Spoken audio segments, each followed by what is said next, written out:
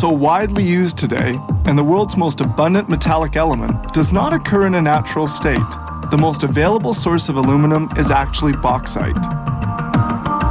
Bauxite is mainly mined in tropical countries and carried by boat to the Quebec port of La Bay.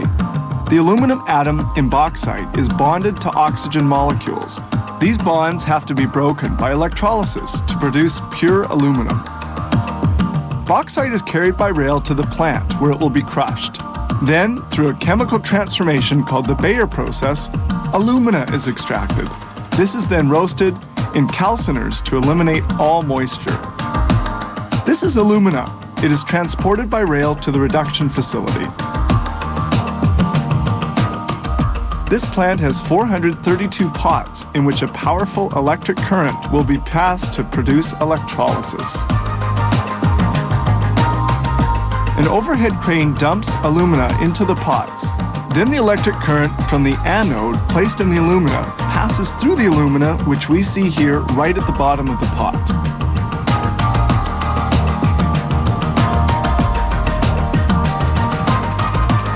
Via the process of reduction of the alumina at 950 degrees centigrade, the anodes lose volume and will have to be replaced. It's a continuous operation. Each anode has a lifespan of about 20 days.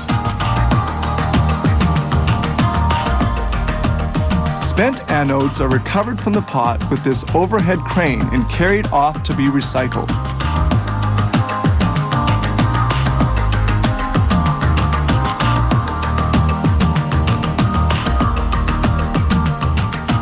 They clean the aluminum rods, which will then be reused.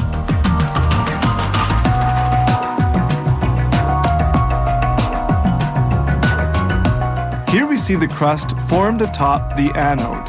When the anodes are replaced, the accumulated impurities have to be recovered from the top of the pots. This is accomplished with these pincers. Then a new anode is inserted into the alumina and electrolysis continues.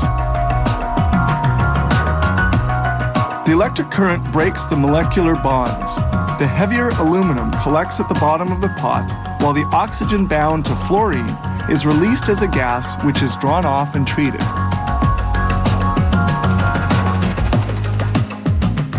The liquefied aluminum remains at the bottom of the pot. It has to be recovered in this huge crucible with a tube.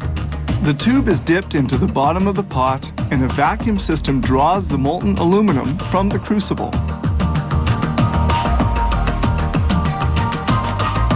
The aluminum is recovered in a short time. Air is vacuumed from the crucible by a flexible pipe held by an operator. The tube is finally withdrawn and the overhead crane dumps another quantity of alumina into the pot. Thus, the aluminum fabrication process continues uninterrupted. The crucibles filled with molten aluminum are transported to the casting house. Their contents are poured into holding furnaces which have a capacity of 60 tons. In these very hot furnaces, the molten aluminum is stored to await casting. Finally, casting begins. The aluminum is either semi-continuously vertically cast, producing ingots, sheets, or billets, or directly cast into semi-finished products. The cooling of aluminum pieces is accelerated by water sprays. The large rectangular ingots, which can weigh up to 25 tons, will head for hot rolling, eventually leading to fabrication of products such as aluminum foil. From 4 to 5 tons of bauxite have produced 2 tons of alumina, which in turn produces 1 ton of aluminum.